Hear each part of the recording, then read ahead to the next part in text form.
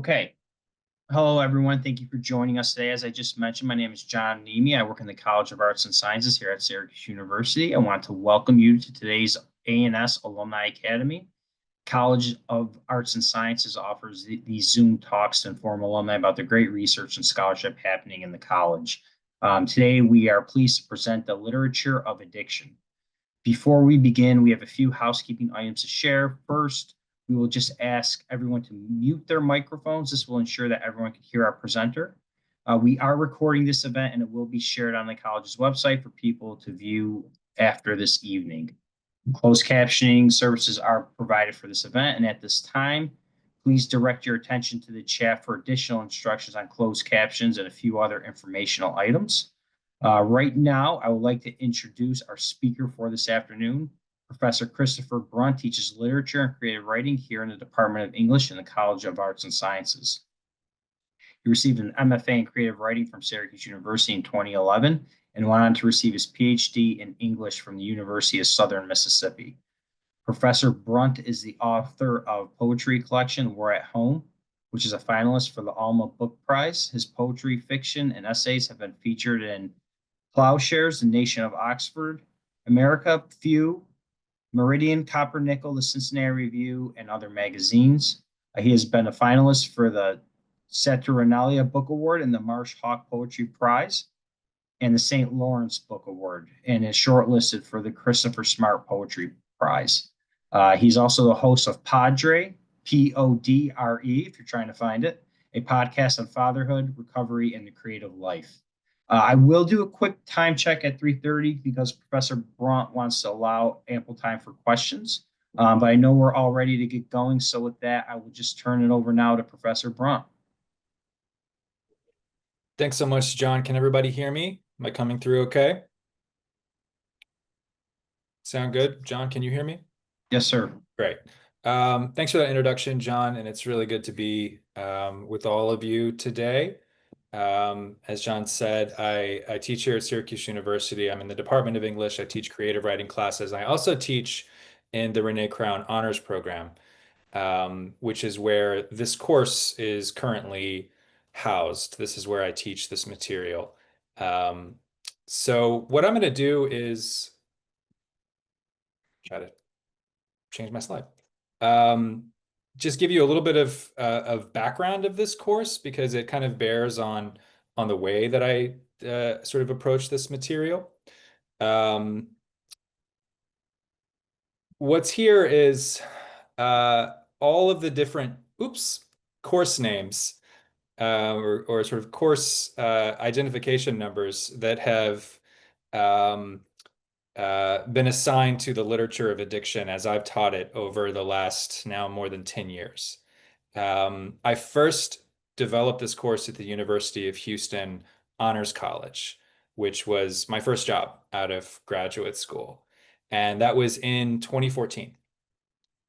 And so you'll see a bunch of different kind of confusing letters and numbers here, but I like to point this out because the timeline of my teaching this course has corresponded almost exactly to an incredible worsening of the national opioid crisis, particularly with regard to deaths from fentanyl overdose. And that's this chart that you see here. So the first couple lines here that are relatively flat are from methamphetamine, cocaine, prescription opioid.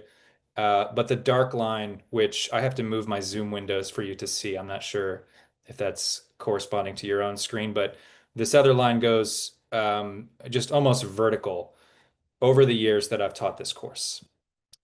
We're hoping that we're going to continue to see finally some progress on that front, but the fact remains every year that I've taught this course, it has become more relevant. It has become more personal to my students. When I first began teaching, I would always begin the semester. The first thing we would do is I would ask them to just take out a piece of paper and write, and sort of with my assurances that this would remain completely private to them, just what they thought addiction was, where they thought it came from, what, if anything, they thought, folks ought to do about it. Just a kind of general kind of free write exercise in their kind of opening impressions of what addiction even is. And I would ask them to hold on to that piece of paper for the rest of the semester. And on the last day, I would very often ask them to take it back out and read it and kind of just reflect, right, on how maybe some of their presumptions had changed, how some of their understandings had evolved. And that was always in the beginning, I think, a really useful exercise, right? I don't feel that this is necessary anymore, um, for unfortunate reasons, right? It's that more and more students come into my class having had direct personal encounters with addiction and with, in some cases with recovery. That's not to say that I'm, always aware whether or not the student individually has had those kinds of experiences, but it gets shared openly in my classroom around the seminar table about friends, about family, about loved ones, um, who, again, with increasing frequency, um, have been touched by this. And I take that very seriously. It's made this course feel absolutely central to what I do, and to kind of why I'm here. It's personal subject matter for me as well. Um, and the other designations here, I taught this course at Rhodes College in Memphis, Tennessee, when I taught there for a number of years. And I was really pleased when honors here at Syracuse kind of offered to make a home for it as well. So it's a course that is sort of foundational to why I teach, and to why I want to be around a seminar table with students. Um, and that's for, for complicated reasons, sort of paradoxical reasons, right? It's the material that I feel most passionate about, and yet it can, sort of lead us into very sensitive and difficult discussions together. And I've been really moved and kind of amazed over the years at just um, how open and kind of brave students can be in talking about their personal lives, the lives of their family members and other loved ones, in a classroom setting, and that they're able to kind of create environments of like trust um, and the kind of discourse we need to be able to allow them to feel safe to do that. Um, so that being said, this is sort of the overview of the history of the class, and I do, along those same lines, want to make time today for discussion, after I've taken you through just some of the material that we cover in the class. It's impossible to sort of treat it comprehensively in a short amount of time. And I'm not sure if I've gotten the rhythm down, but I'm going to do my best to just kind of give you um, a kind of like preview of the sort of things that we look at together in class. Um, starting with, I'm having trouble with there we go. This definition, which I put on the syllabus, not because I think it's like the best or definitive definition, just because it's one of many, and it's one that happens to give us lots to kind of work with. And I always read this aloud on the very first day, and then we just kind of talk about it. And I ask students like what they notice and what they find interesting. So I'm going to read it to you, and I'll just kind of point at a few of the things we tend to talk about in class. And I have to move my Zoom window so I can see. There we go. Addiction is a primary chronic disease of brain reward, motivation, memory, and related circuitry. Dysfunction in these circuits leads to characteristic biological, psychological, social, and spiritual manifestations. This is reflected in an individual pathologically pursuing reward and/or relief by substance use and other behaviors. Addiction is characterized by inability to consistently abstain, impairment in behavioral control, craving, diminished recognition of significant problems with one's behaviors and interpersonal relationships, and a dysfunctional emotional response. Like other chronic diseases, addiction often involves cycles of relapse and remission. Without treatment or engagement in recovery activities, addiction is progressive and can result in disability or premature death. and that is from the ASAM. Um, Again, not I don't think there is such thing as a definitive definition of of addiction, but this is a good one to kind of start with. My students always point out the word spiritual kind of blinking in neon. The idea of spiritual manifestations as part of what constitutes a disease is always sort of worth kind of lingering over and talking about, and the different ways we all might interpret that. Um, but also, this just gives us a lot of kind of keywords that we'll come back to again and again and again as we encounter them, both directly and sort of subtextually in the literature that we read. The idea of abstinence, the idea of craving, certainly interpersonal relationships and emotional responses. The notion that addiction is a disease in the first place, right, is something that will get picked up and kind of chewed over. We sort of look at both nonfiction and fictional representations that kind of interrogate this idea of addiction best being understood as a disease. And then finally, the language about recovery at the end, the notion that addiction is a progressive disorder, meaning that it will continue to get worse the longer one persists. And uh,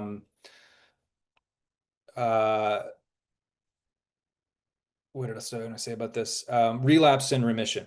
So again, it's a sort of starting point of kind of gathering some keywords and also kind of um, you know in analyzing this just kind of short paragraph, we think about the ways addiction is so difficult and why it might be so difficult to define and to kind of pin down um, and make behave in something like a DSM style um, description.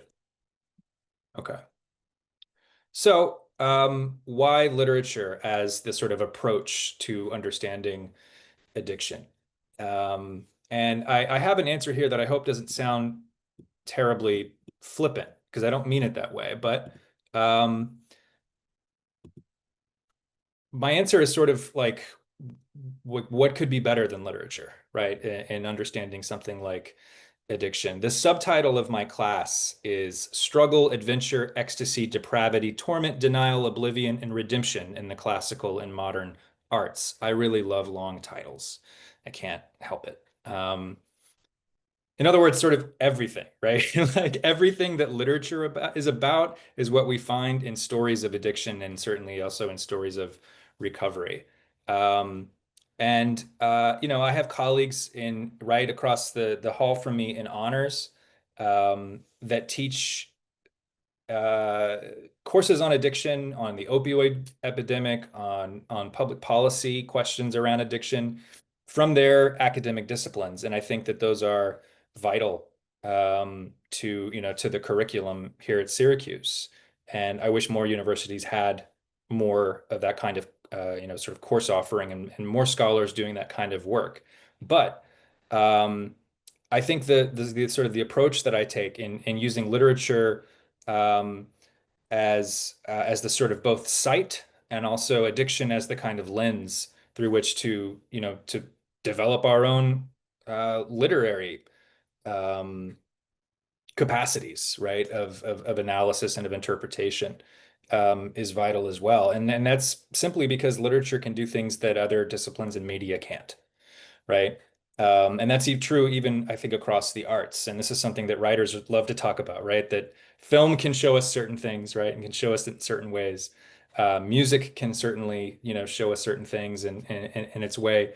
But if we're trying to get into the interior of what it is to be a human being, if we're trying to represent emotional and psychological realities, um, literature feels like we're still on top. That's still something that we can do better than most other media, right? And most other disciplines, right? We can kind of represent what it feels like, what a thought process actually um, feels like to be in the grips of.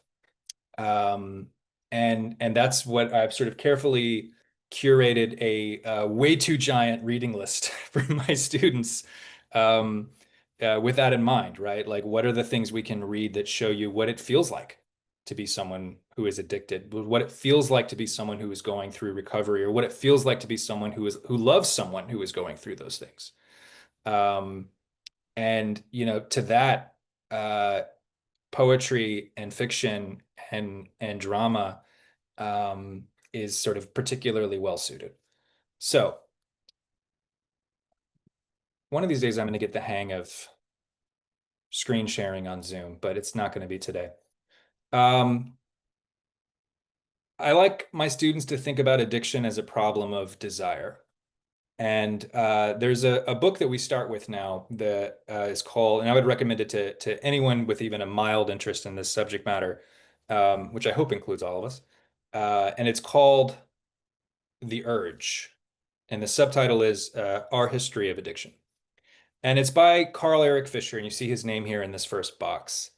Um, this is a work by a bioethicist and clinical psychologist um, who trained at Columbia and now practices in overseas in Lisbon, Portugal.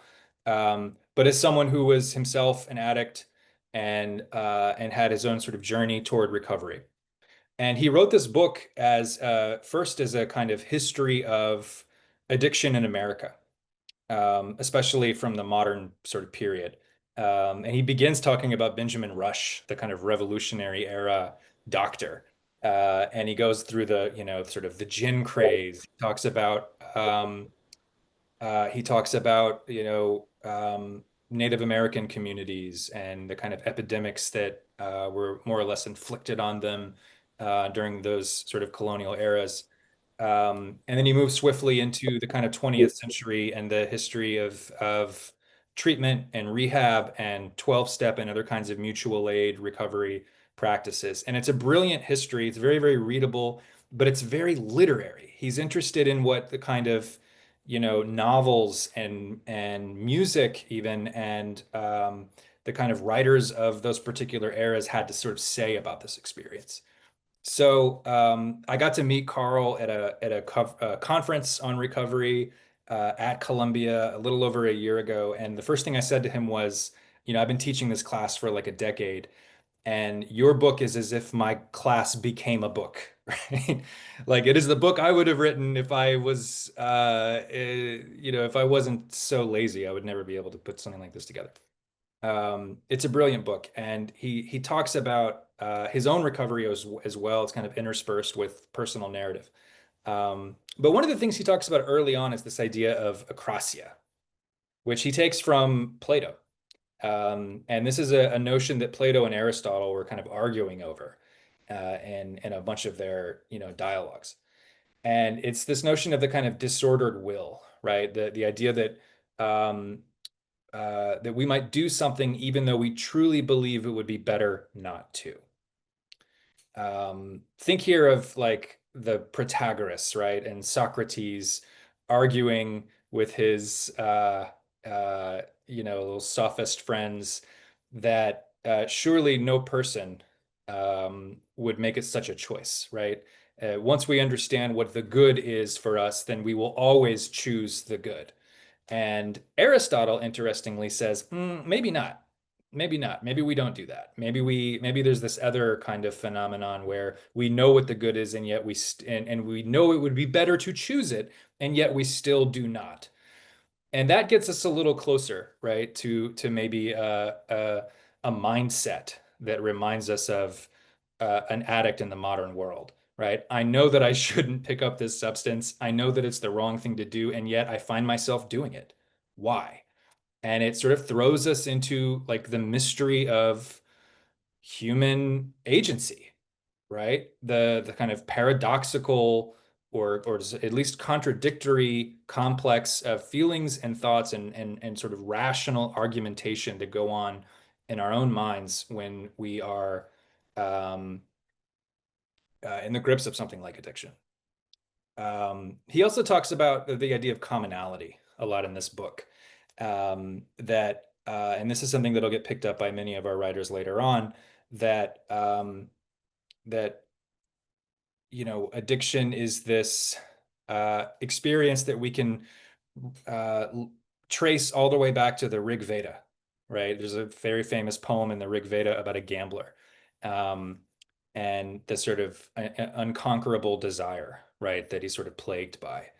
That the kind of suffering that the desire of addiction entails is more or less universal to the human experience, no matter what era or culture or context we're looking for it in.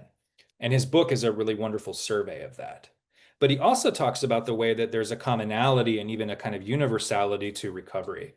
And one of the final paragraphs in the book is has this sentence about how addiction and recovery from addiction is an experience of suffering and a desire to break free.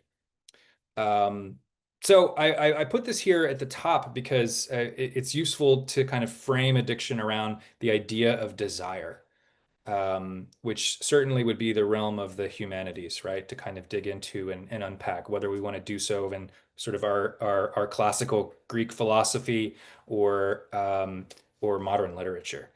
Um, the next quote there, the center of the screen, is from a really remarkable book of poems called Calling a Wolf a Wolf, by like one of the great poets of my generation, Kaveh Akbar. And I kind of couldn't choose which line to pull from this book and to include here, and I ended up taking this one because I thought it was a kind of outgrowth of the quotes from Fisher's book. Um, the lines are, "I have always been a tangle of tongue and pretty want." And that little dash there is where the line breaks in the poem. And I just love that line break so much, right? Because there's the kind of contradiction and there's the paradox that I think that Fisher's idea gestures toward. Um, uh, Knowing even that one has a disease is not enough to not experience the symptoms of that disease, which are, in this case, desire, right? And to even love those symptoms to in some regard. So, how can desire be represented? In class, we kind of break this into two big categories. And I'll just try to talk briefly about both. Symbolic representation of desire. And we often open with some excerpt sections of the Odyssey. But I'm going to talk first about Euripides' The Bacchae, or the Bacchae, which is a tragedy. If you've never read it, you probably haven't seen it because no one actually does this play. It's really hard to imagine it being in a modern staging. I wish people tried more, but it's very readable. We read it in a great translation by Paul Woodruff, although there are lots of other really good ones. Anne Carson has a cool one. Um, and it's the story of Dionysus, right? The kind of he's somewhere in between a kind of like he's not an Olympian, right? He's not one of the 12 Olympians, and he's also not a minor deity. And that's sort of important to the play itself because it's the story of Dionysus, the god of theater, the god of wine, the god of chaos and sort of destruction and transformation. He's come to the city of Thebes, where he is actually a native, where he's in the family tree of the royal family, because he's has some mortal parentage as well. Um, but he's angry because the Thebans have not accepted him as a legitimate deity, as a god. So the whole play is the sort of enactment of their punishment. It's a sort of sacrifice play. And Dionysus comes in the form of a very attractive young man. He's often referred to as a boy. So I think we're imagining a kind of teenage boy here. And the play is a kind of uh, exploration of boundaries, right? Whether they're gender boundaries, the boundary between the city and the wilderness, the boundary between um, madness and enlightenment. The Dionysus has arrived with his retinue of dancers who are called Bacchants, and they're the kind of initiates to his cult. In other words, they have fully bought in to the divinity of Dionysus, and they now kind of follow him around. And they perform this very beautiful, very tranquil, almost poetry as their, as the chorus. And meanwhile, Dionysus has kind of cast a spell, a kind of intoxicating spell over the women of Thebes as their punishment, and he sent them up the mountain to the kind of to the wild places, and they've gone completely like berserk up there. The boundary between the human and the animal, between the sacred and the profane, all of those kinds of divisions has now been obliterated through the power of Dionysus. So we read this play in my class. We very often, weather permitting, go outside and try to perform parts of it, do it together, and kind of get it in our bodies because it is such a fascinating depiction of the kind of power of the dissolution of those boundaries, um, of their kind of illusory nature to begin with, um, of ideas like ecstasy as a mode of stepping out of the self. Um, and, again, we're thinking of symbolic representations of desire here, but all of these kind of sub ideas as well. And the kind of, I guess the intention is like if we're going to understand addiction, we have to understand what makes it powerful and therefore what makes it alluring in the first place, right? What makes intoxication alluring in the first place. Um, then we talk about the Odyssey, and I thought that I would try to, um, give you just a little taste of how we do that. Um, I think I've kind of covered this already, but this notion that we can't point to addiction in the body. In the DSM, it is a disorder. In the Big Book, it is and that's excuse me, the um, official title is the Alcoholics Anonymous. So it is the kind of text of the 12-step recovery community. Um, these are kind of metaphysical ideas, and therefore we need kind of metaphysical depictions and representations of them to sort of address them on their own terms. Okay, so in the Odyssey, I look at three kind of key sections, and the first one is found in Book 4, where Telemachus and his friend have arrived in Mycenae at the court of Helen and Menelaus. And this is, of course, after the Trojan War is over, and Odysseus is off kind of wandering around, and Telemachus is looking for him, and he's arrived at this court where Helen lives. And there's this incredible scene where Helen is sort of hosting this banquet with her husband Menelaus, and she kind of disappears and spikes the punch. She spikes the wine with this special potion. And Homer tells us that it's a very powerful kind of illicit substance that she got in Egypt. And the efficacy of this drug is to allow everyone to tell the truth, to tell their story, to talk about what happened without any kind of emotional consequence. So no one will react, neither the teller nor the listeners, right? It's this kind of deadening effect. And it's very, very interesting, right? And it kind of poses questions then about the sort of the tension between, truth and happiness for sure. We talk about the ways that Helen is in a kind of dangerous position um, as the sort of she's the scapegoat for the war. Um, she's a woman in a world where this is sort of warrior culture where men regard women as the sort of spoils and the prize of their conquests. And she's also not just any woman, she's Helen, right? So she is regarded by the men in the poem as a kind of drug personified, right? She is the thing that intoxicated Paris, which led to the war itself. But the story that she gets Menelaus to tell when he's under the influence of her magic potion is the story of the Trojan horse. And it's really the only time in Homer you actually get to hear the story told, right? It's not at the end of the Iliad. It's only kind of told in this retrospective way.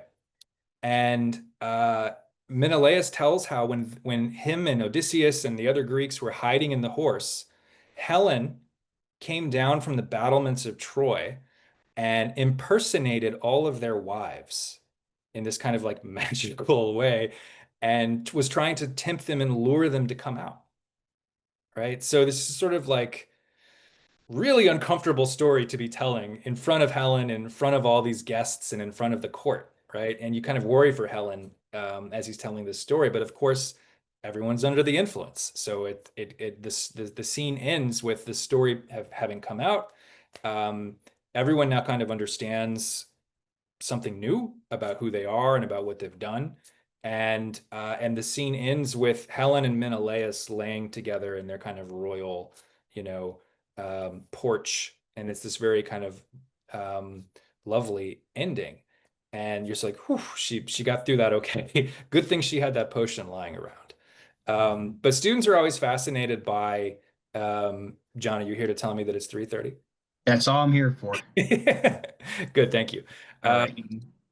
Students are fascinated by how explicit the sort of translations often kind of make our kind of associations with Helen's potion to some kind of narcotic or illicit drug in the modern sense, right? It very much reminds us of that. Um, from its exotic provenance to its kind of role as a kind of vice. So that often leads us to think about why we even have this category of vice, these kinds of sort of forbidden fruits that you know tend to achieve that status due to their power and their kind of addressing or fulfilling some kind of deep human need, and yet run afoul of some aspect of our value system such that we have to criminalize them or at least make them um, prohibited by, church, state, value system, etc. Which leads us to the lotus. This is another famous part of the Odyssey where now Odysseus is sailing around and he stumbles upon the Isle of the Lotus Eaters. And this is a place where his men go and are offered the honey sweet fruit of the lotus by the inhabitants of this island. It's a very short, kind of like frustratingly short little section. Um, I'm always like craving more detail about how all this is meant to have worked. But all we know is that as soon as you eat the lotus, you kind of forget everything. You forget your purpose. You forget your home. You kind of lose your memory of the past, and you are utterly satisfied in the present. So it feels like a kind of nirvana, right? Like you've let go of your ego, you've let go of your past or whatever stories you told yourself about who you are, and now you are completely fulfilled. And the men of Odysseus that try the lotus are immediately cast into that state. He goes and he finds them, and he doesn't himself, of course, partake. He takes his men and he very violently kind of drags them back to this ship and locks them below decks as they're like screaming and wailing in agony because they want to be allowed to return. They want to stay on the Isle of the Lotus Eaters and eat lotus. So it's a very upsetting scene in that sense. It feels a little bit like that show where that reality show where they used to drag people to rehab, like wake them up in the middle of the night and take them off. I forget the name of the show. It was awful. Anyway, um, this word here, oikos, right? This is the notion, the kind of centralizing notion of the Odyssey, which is the kind of the homestead, right? The kind of the world of the home, which is of course hierarchical, right? All the way from king down to slave, and has all of these different, kind of concentric circles of human, social, political, military organization, etc.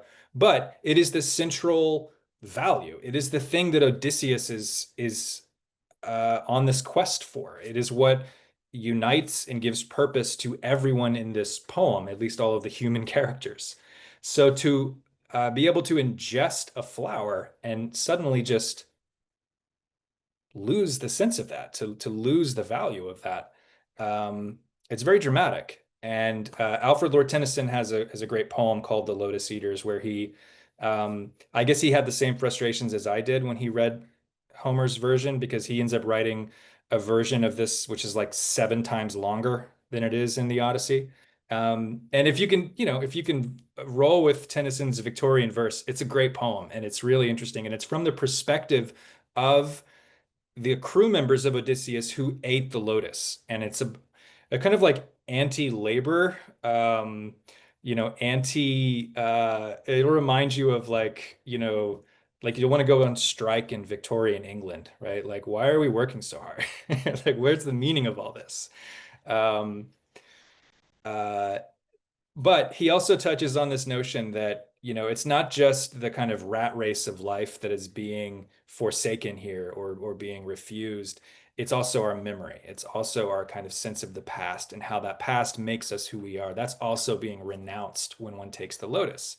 So it leads us to this question, right? It's like if whether we think of it as enlightenment or nirvana or just a kind of divinity, right? Is the closer we get to that, is that are we losing something that we, at least in this culture, feel is essentially human?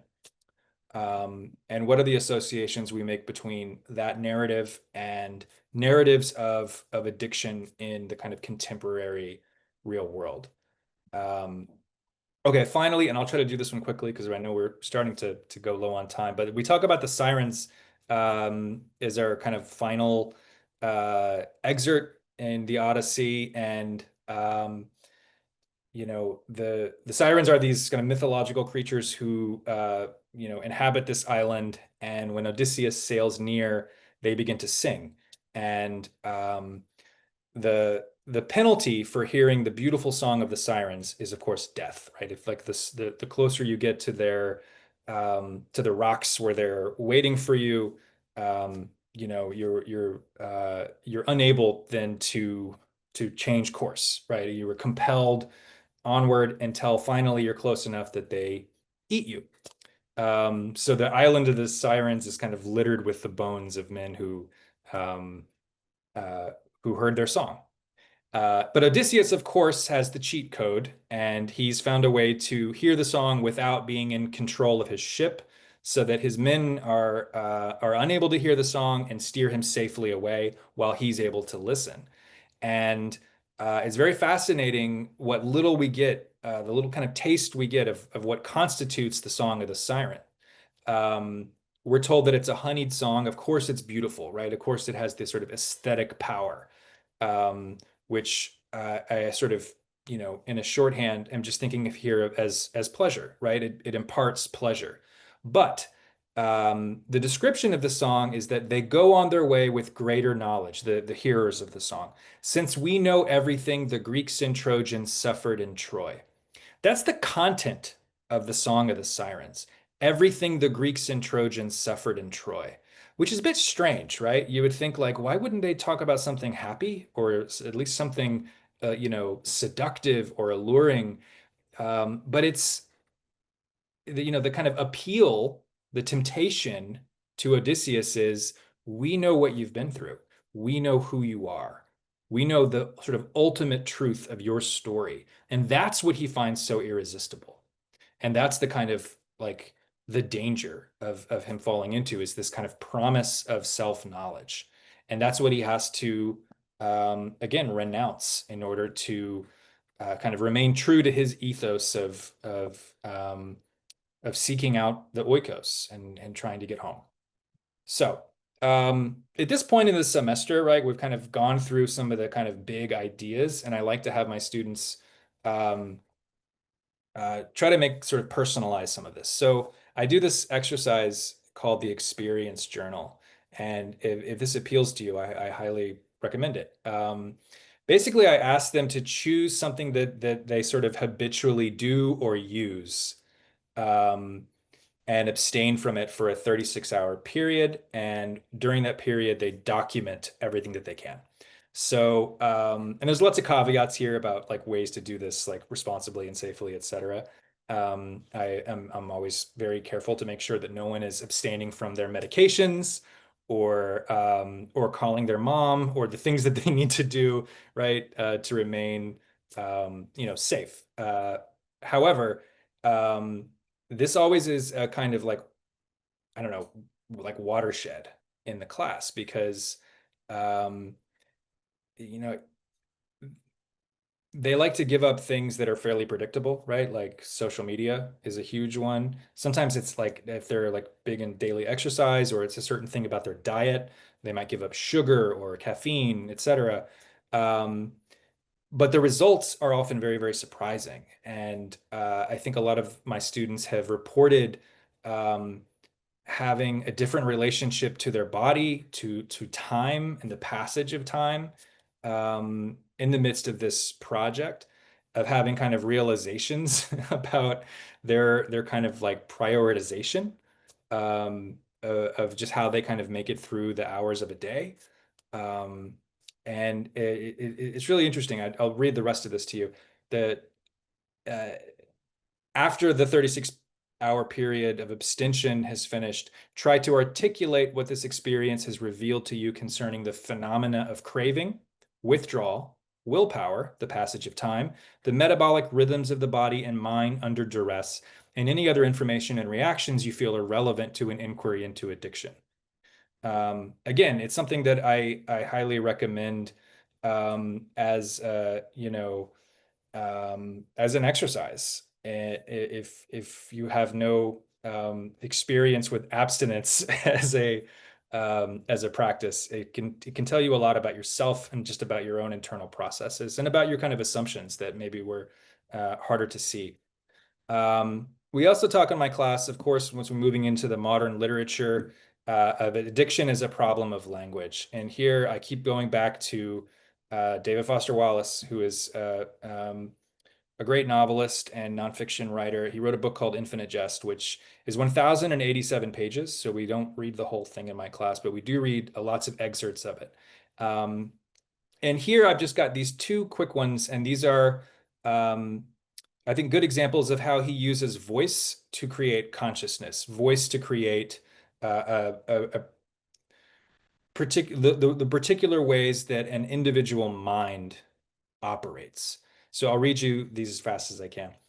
And this first one is from a character named Randy Lentz, who is trying to get clean from his cocaine addiction. He's not succeeding. He's having a rough time. And he says, "Yeah, but except so, how can I answer just yes or no to do I want to stop the coke?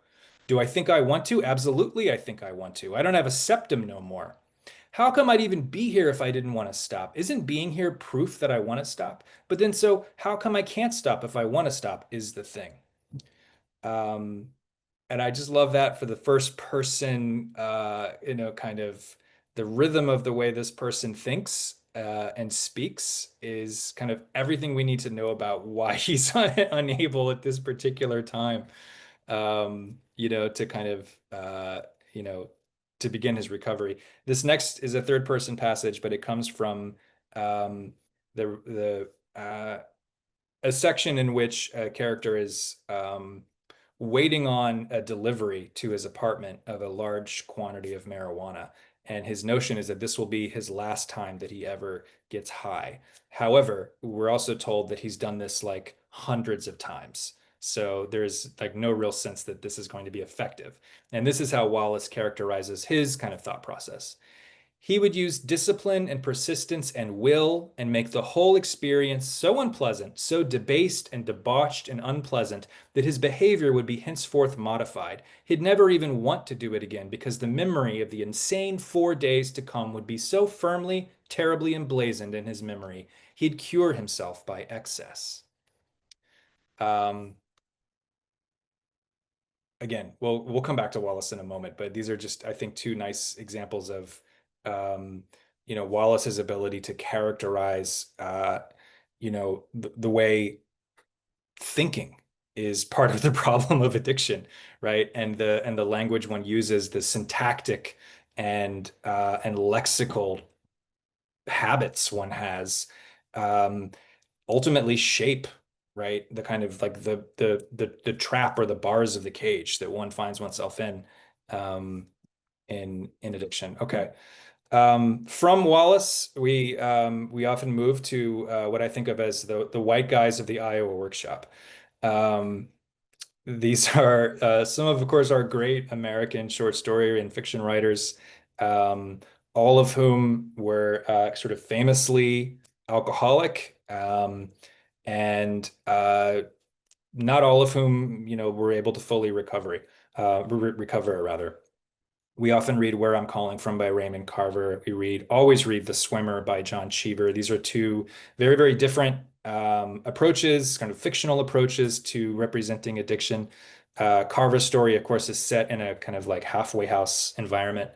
And it sort of takes us to the idea of storytelling as a means of recovery. Cheever's story is more of a kind of fable or kind of parable about the kind of lifespan of addiction, of alcoholism in particular, and the it's a way of kind of manifesting denial as a phenomenon in his character and also like in the way that the reader has to kind of collaborate with that manifestation. Um, I like to teach sometimes John Berryman's poems, always Dennis Johnson's Jesus Son, which is an incredible book of linked short stories that kind of takes us into a later era than Carver and Cheever, but sort of equally vivid and authentic representations of again how it feels, right, to be an addict, how it feels to be an alcoholic. Um, but as we're reading these texts, we're also reading a book of nonfiction by the great essayist Leslie Jameson called The Recovering, who is herself a recovered writer and herself attended the Iowa workshop, um, although she's roughly my age. So she was nowhere near the generations here of Carver and Cheever or of Berryman and Johnson.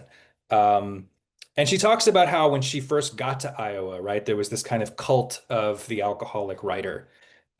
Even as most of these writers wrote the works we love after they got sober, there's this sort of cult of like the great creative genius who is also an out of control, alcoholic. And even the setting, right, of the Iowa City workshop kind of feeds into this sort of mythos that in order to be a great writer, you also have to have like lived with this kind of abandon and opened yourself up to the kind of darkness that something like alcoholism leads you to. Her quote is, "Booze helped you see, and then it helped you survive the sight." The person who found himself in that state of thrall was someone who felt things more acutely than ordinary men, who shared his living quarters with darkness, and then eventually the drama of enthrallment became itself something worth writing about. She says, "I idolized the iconic drunk writers because I understood their drinking as proof of extreme interior weather, volatile and authentic." Um, So one thing that she's pointing out here is that the kind of notion of the creative genius who uses alcohol as a kind of fuel and as sort of salve for the suffering that entails is always a male writer, right? It's Hemingway, it's Fitzgerald, it's the kind of masculine ideal of the kind of swaggering romantic artist. Um, and Jameson's book is in part an exploration of that trope and also of the ways that women artists over the same period of history are characterized. She spends a lot of time talking about the life and work of Jean Rhys, of Billie Holiday, even of someone as kind of recent as Amy Winehouse, um, and sort of um, thinking about the ways that women alcoholics in particular are sort of stereotyped in an entire according to an entirely different set of values, right? Which is that rather than like a sort of heroic rejection of society or bourgeois values, a writer like Marguerite Duras or Jean Rhys is often characterized as um, neglecting their obligations to the family, right? To being a mother, to being a wife. And their art is very often interpreted in that context as well. Okay. There's a great book by Olivia Lang called The Trip to Echo Springs, which is like Fisher's book, a kind of literary um, sort of tour, right? But in this case, it's more literal. She actually goes to Key West or to Connecticut or to these different places or New Orleans, these places where these writers actually lived. And she's thinking about their lives and their art and their alcoholism, and in some cases, their recovery and how all those things kind of connect. And this is a quote where she's talking about Fitzgerald. She says, just as in Hemingway's story, one gauges the intensity of the suffering by the efforts made to avoid it. And I love that line because it just sort of points to us again back to the question of why literature, right? Because of irony, right? Because if we're trying to understand something like the mindset of a person in the in thrall to their addiction, we need to understand the way irony works, the way how we can sort of hold paradoxical meaning in our mind at the same time, and that's what it is to read a literary text. Um, okay, I realize that we are just about out of time, so um, I will maybe just give you a very brief glimpse of these final slides. The second half of the class is largely about recovery. We read things like Kava's collection, Calling a Wolf, which is written kind of right on the cusp of recovery. Many of the poems kind of seem to take place in kind of rehab-like environments. We read Clancy Martin's great essay, The Drunks Club, which is a kind of first-person account of his attempts to recover in the 12-step communities. And of course, Leslie Jameson, who talks a lot about narrative and storytelling and how that's a sort of essential part of mutual aid recovery, especially in Alcoholics Anonymous. So she talks about how she had her own kind of hang up over telling her story as a recovering alcoholic, but also as a writer, where there seemed to be a kind of like um, uh, intractable conflict in value, in what constitutes a good story, right? For the writer, of course, it's originality, it's uniqueness, it's again, back to that idea of the sort of creative genius, right? It's being utterly oneself. And in recovery, when you're telling your story to a mutual aid group, um, this is pretty much the opposite, right? That what makes one story effective, useful, and true in the context of 12-step recovery is the ways in which it resembles everyone else's story. And she's kind of spends a lot of her book kind of wrestling with that contradiction and kind of ultimately untangling this sort of originality knot. Um, I'm sorry to say I'm not going to have time to read to you these amazing passages from Infinite Jest. And then finally, we talk about in a sort of full circle way in the life of Jean-Michel Basquiat, the way that race and class and notions of like glamour and the 27 Club that we take from like sort of sex, drugs, and rock and roll American mythos of addiction. Um, Kind of, again, sort of bring us full circle with questions about originality, storytelling, the importance of narrative and all of this, and understanding the self. Um, I have some further reading here, and I think this PowerPoint will be shared with you all. And these are actually texts that I have taught or have used in the class before. It's not just a kind of like exhaustive bibliography. But I'll make these available to you. And these are all again kind of like just different voices that I bring in and out of the semester, but under the kind of like overall rubric that I've tried to identify for you today. Okay. I'm going to stop sharing my screen if I can figure out how to do that. And I think I did it, right? Yeah. A few minutes left. Does anybody have a question?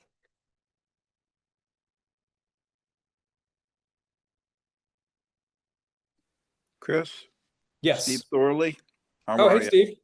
How you doing? Good. How you doing? Um, I was good. I was wondering if you know Nick Flynn's Another Bullshit Night in Sauk City. I love that book. Yeah. Yeah, it's a great book because it deals with something you were talking about earlier, which is it's not just the experience of addiction, it's the experience of addiction to those affected Yeah. by the addict. What happens if you love somebody who's addicted? That's right. Um, My question actually is about trauma. We have Mhm. all of this complexity around addiction as a human state as a disease. But then we have trauma.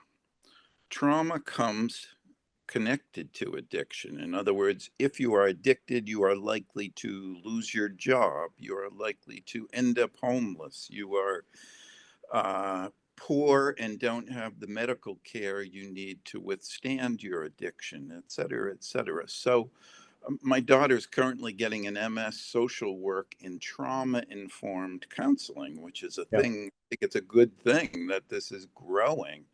The notion that there's addiction and then there's the PTSD associated with addiction. Do you deal with that in your course? Absolutely. And, it reminds me of I had a colleague at the University of Houston who taught a course called The Literature of Trauma. And we developed our courses around the same time. And one day we decided to I was like, let me see your syllabus. And he had Yeah. he had like 4 or 5 of the books that I was teaching, and I had 4 or 5 of the books that he was teaching. It was like very, very similar lists. He had Jesus' Son, he had, Yeah. excerpts from Infinite Jest, right? Like there's so much overlap in those literatures or the way that we've conceptualized them, for exactly the reasons that I think, Steve, just talked about, right? Addiction is not this sort of static thing that one it's very often a lifelong ordeal that leads to very real consequences in our lives, and that's why it also has this kind of moral and ethical dimension, that on the one hand leads to stereotyping and kind of punitive, prohibitive ways of policing and kind of making public policy around those who suffer from it. But on the other hand, it's why we have the word spiritual in the definition, right? Spiritual manifestations. And it's why so many practices of recovery are essentially programs of like moral and spiritual awakening. Sure, it's not, I think many of us have come to accept that it's not, the problem with being addicted to drugs is not that it is sinful, right? It's that it leads to a lot of bad stuff happening in your life and can destroy you, right? So then how do you deal with that destruction? Well, that ends up becoming very often a moral and ethical set of questions. And trauma is absolutely a piece of that. You can't confront the wreckage of your past if you're so traumatized that you can't even understand it or see it clearly. Okay, that was a great question. Thank you, Steve. Yeah, we Jennifer, have time for 2 more questions. Let's go Peter and then Jennifer. Peter, you're on mute. Can you hear me now? yeah, Yes, we sir. got you, Peter. Yeah, I just initially, I'd love to take your course. Come on. But I'm in Washington, so it's a little tough. But your initial description of addiction, the definition of addiction, a brain reward, and I forget exactly, memories or whatever, it did not include misery. And I've known some alcoholics, including within my own family, who were just utterly miserable. Yeah. And there wasn't any reward for them in doing that. Can you explain that a little, why you don't include? Well, I think it's talking about reward circuitry, right? Like what is the kind of neuro process that we're talking about here when we talk about addiction? And it's the way that our reward circuitry gets rewired. But the sense of immiseration, I think, is maybe implied in the definition, but it is absolutely depicted and portrayed in the literature, right? Which is why, to me, it's not enough to read like the DSM-5's definition of addiction, right? I want to read Jesus' Son and Infinite Jest and Kaveh Akbar's poems to get a sense of exactly what you're pointing to, right? The kind of depths of suffering, right, that this entails. And then, again, that takes us back to Steve's question, right? The kind of the cascading or snowballing consequences of being in thrall, that that need something like narrative, long form narrative, or lyric poetry to be able to capture, and especially capture for someone on the outside of it, right? To be able to capture to a reader. And that's the power of that literature. Okay, Jennifer, final question. I appreciated your talk very much. Thank you. Thank you. I teach drugs and addiction class myself in a psychology department, so kind of from a different lens. Oh, And I yeah. love your idea of this abstaining from something project that you mentioned. Do you mind if others adapt that project? And do you have any tips on guidelines that you give your students for that? Yeah, absolutely. I would love it. And I would love to hear what comes of that. So absolutely make it your own, please. I think I can give you the assignment itself, which kind of lays out in maybe more detail. But I'm really just emphasizing like do this carefully and responsibly, depending on what it is they're giving up. So if they're giving up their phone for 36 hours, I'm because they're college students, I'm like, make sure that you've let your roommates or your parents or whoever that you're typically in contact with know. If they're giving up something that they ingest, whether that's like sugar or caffeine or a certain kind of food, that's usually not too much to worry about there.